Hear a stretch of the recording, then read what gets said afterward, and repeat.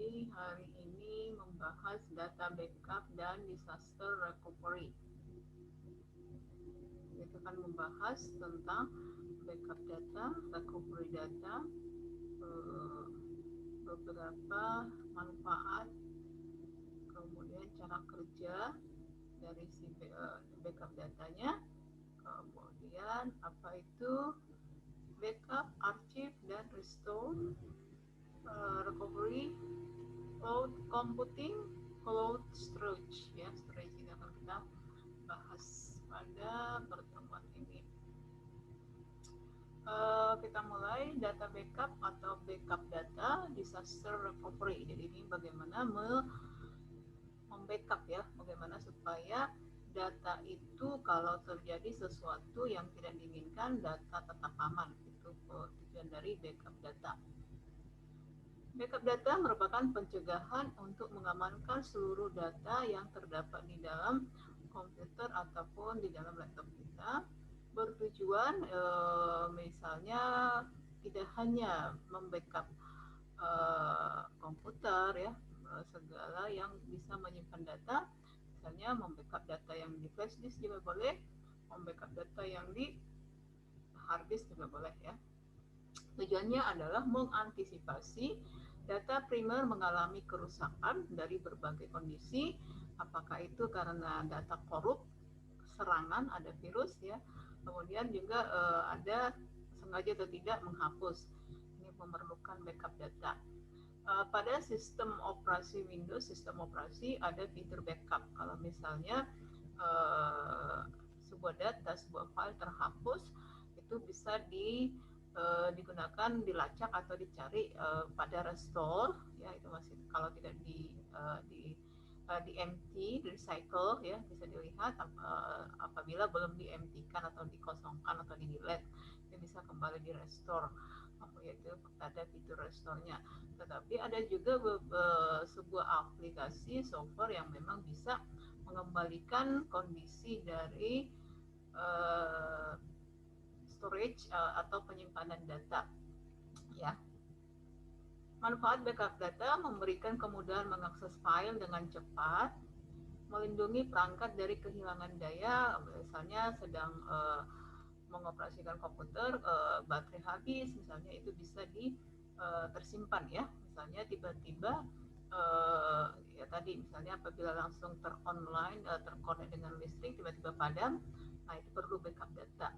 Memulihkan sistem operasi yang gagal, umumnya ini pada komputer saat operasi gagal, misalnya sedang membuatkan pengkodingan tidak sukses ya, kemudian tiba-tiba ada deadlock atau ada interupsi atau si filenya tiba-tiba tidak bisa bekerja, tidak bisa loading, nah, itu perlu pembackupan datanya. Bagaimana mendapatkan data yang tadinya sedang dioperasikan atau dikerjakan.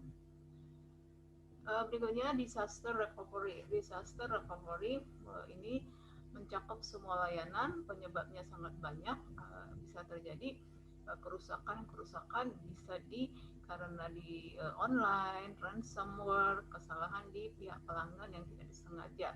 Jumlah data yang dipertimbangkan jika terjadi ini adalah dilakukan disaster recovery. Ini membantu menyelamatkan data-data penting. Ada sebuah disaster recovery ini adalah metode yang berfungsi menempatkan perangkat, sistem aplikasi atau data cadangan sebagai persiapan menghadapi bencana atau gangguan. Ini menggunakan disaster recovery. Kalau memang ada data center utama perusahaan, ini biasanya dipergunakan untuk data yang jumlahnya besar atau yang perusahaan-perusahaan. Cara kerja disaster recovery ya, sebagai sama membackup data juga mengamankan data. Sebuah langkah pencegahan bekerja sejak sebelum bencana terjadi. Ini dimulai dengan primary site ke secondary site.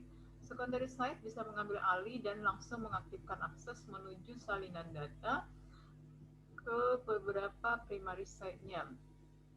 Kemudian melakukan rebuild dari primary site. Setelah secondary site bekerja di data center utama selama ada gangguan bencana tadi, maka si primary site akan melakukan proses rebuilding Setelah proses selesai, maka disimpan kembali ke secondary site. Ini agar keduanya, yang di primary site dan data yang di secondary site itu memiliki data yang versi yang sama. Jadi ada beberapa pemulihan kemudian dikembalikan setelah diperbaiki. Berikutnya backup ini ya tadi bisa backup di flash disk, backup di hard disk, atau backup dilakukan untuk sebuah pencadangan data. Sekarang semuanya sudah sistem disebut dengan terkoneksi, satu data bisa terkoneksi dengan beberapa penyimpanan ya. Sebagian besar organisasi menyimpan backup selama beberapa tahun. Jadi ada beberapa pembekapan data. Contoh di rumah sakit ada di beberapa database mereka sengaja membuatkan pembekapan data apabila terjadi sesuatu. Jadi masih ada data yang masih bisa sebagai cadangan atau sumber data.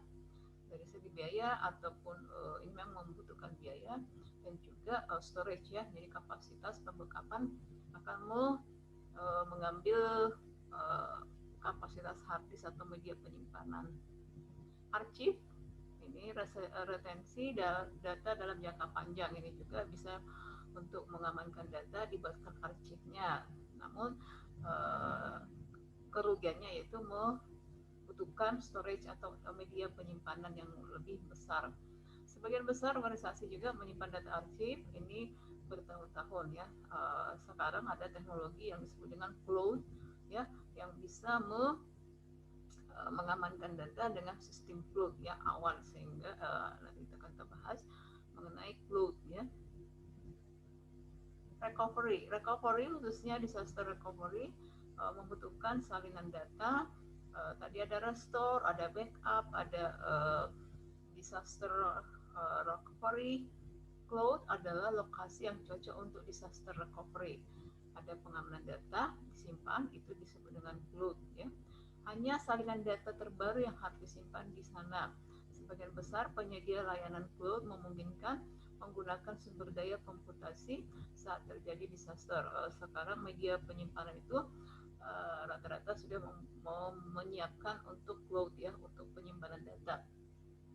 Ini bisa menghemat biaya, data recovery juga untuk pemeliharaan server dan perangkat keras untuk penyimpanan data center disaster recovery. Terlalu banyak menambah biaya kapasitas backup disk, maka dibawa disaster recovery berbasis cloud atau layanan disaster recovery as a service DRaaS dengan cepat menjadi ideal untuk mengatasi tantangan disaster recovery. Cloud computing ini adalah cloud yang diartikan sebagai internet, computingnya sebagai komputer. Cloud computing sebuah proses pengolahan daya komputasi melalui jaringan internet, memiliki fungsi agar dapat menjalankan program melalui komputer yang telah terkoneksi.